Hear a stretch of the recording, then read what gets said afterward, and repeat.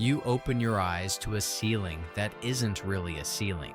Above you, a soft gradient of dawn light shifts slowly across a surface that seems to breathe, brightening at the exact pace your body needs to wake without alarm. There is no sound of traffic. There is no harsh buzz pulling you from sleep. The room has been listening to your rhythms all night, and it knew, almost before you did, that this was the right moment. You sit up, and the wall beside your bed turns transparent. Beyond it stretches a city you have never seen, yet somehow it feels like home. Towers rise like vertical forests, their facades layered with cascading greenery, terraces spilling vines and fruit trees into the open air. Between the structures, walkways arc gently through the canopy, and people move along them on foot unhurried.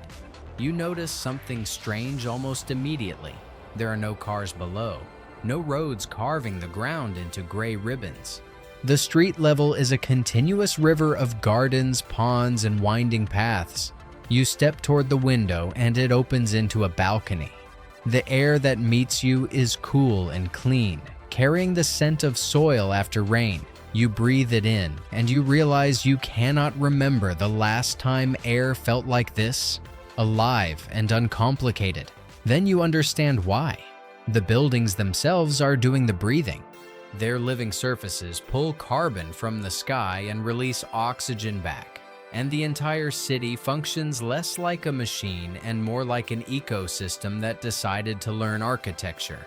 A small platform glides silently to your balcony, no larger than a single seat, shaped like a smooth seed pod.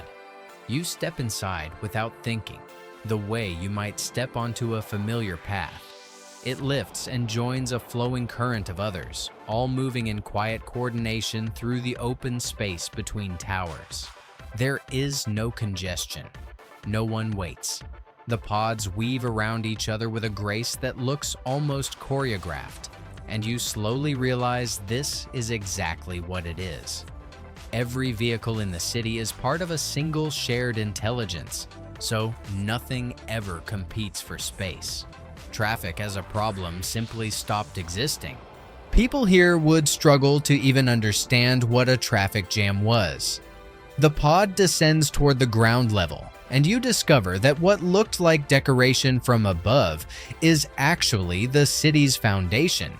The gardens are not ornamental. They grow food.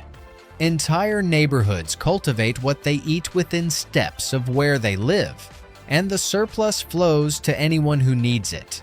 You pass a cluster of people harvesting in the morning light, talking and laughing, and it strikes you that they are not farmers by profession.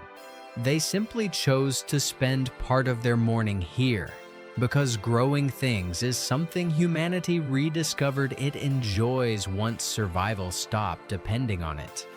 You step out near a wide plaza where water moves in shallow channels, and children gather around something that glows faintly in the air before them. You drift closer. There is no teacher standing at the front. Instead, each child explores a question that fascinates them, guided by a patient presence that seems to know exactly how their particular mind learns. One child is shaping a model of a coral reef with their hands, watching it respond. Another is unfolding the mathematics of music. You realize that learning here is not a building you are sent to. It is woven into the day, shaped around curiosity rather than schedules, and no two children follow the same path. The idea of falling behind no longer applies, because there is no single line everyone is forced to walk. You continue on foot, drawn deeper into the city, and you begin to notice the people themselves. There is an ease in how they move, an absence of the low, constant worry you once carried without naming. You pass someone who looks no older than 40, and as you exchange a glance, you somehow understand they have lived more than a century. Aging did not stop here. It simply lost its cruelty.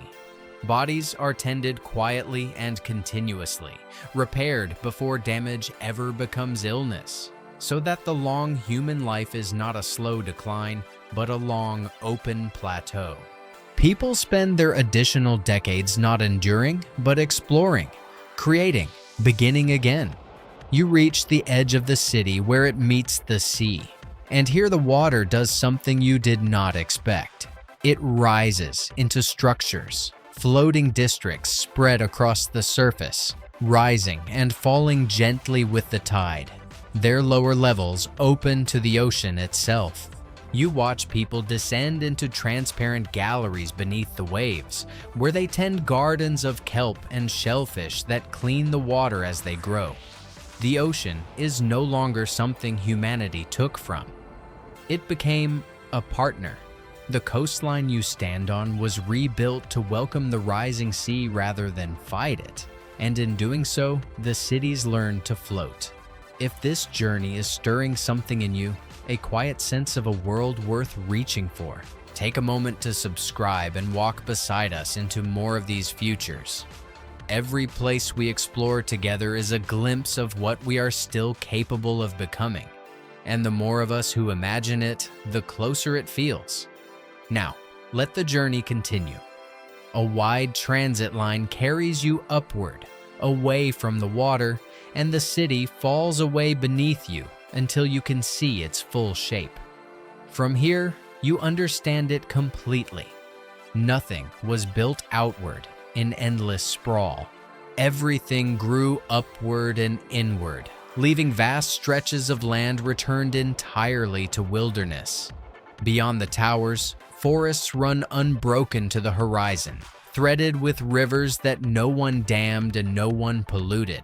Half the planet, you learn, was given back this way. Humanity chose to live densely and gently so that the rest of the world could simply be. The line lifts higher still, beyond the clouds, and you glimpse something at the edge of the sky. A ring of light, faint and enormous, circling the upper atmosphere. You realize you are looking at the threshold between Earth and everything above it. Elevators climb that ribbon of light, carrying people not away from home but outward into a larger one. Some are traveling to orbital gardens that hang in the dark like glowing seeds. Others go farther, to the red plains of Mars, where the first true cities now glow at night, or to the slow communities drifting between worlds. They are not leaving humanity behind. They are carrying it forward. The same gentle intelligence that ended traffic jams below now guides ships across the solar system, and the same hands that grow food in the plaza now coax green life from Martian soil. You return to the surface as the day softens toward evening. The light in the towers warms and the gardens fill with people gathering, sharing meals, sitting close in conversation. You notice there is time here. No one is rushing toward the next thing. Work still exists, but it is something people pour themselves into because it matters to them, not because they fear what happens if they stop. The machines took the labor that broke bodies and stole hours, and what remained was the part humans always wanted to keep: the making, the solving, the caring for one another. You find a quiet place at the edge of a garden terrace, high above the breathing city, and you sit. Below you, the lights come alive one by one, not harsh and electric, but soft and golden, like the city itself is exhaling. You watch a child point upward at the ring of light in the darkening sky, asking a question you cannot hear. And you watch an elder who has seen more than 100 years answer with a smile. And you feel it settle over you, the truth of this place. Nothing here was inevitable. Every clean breath, every returned forest, every healed body and unhurried evening was a problem someone once thought impossible, solved by people who refused to stop imagining better. This future was not given. It was chosen again and again by ordinary hands. You close your eyes and let the cool air move over you, and a single thought stays with you as the city glows beneath the stars. This is what humanity could become, and somewhere, quietly, you begin to believe that it will.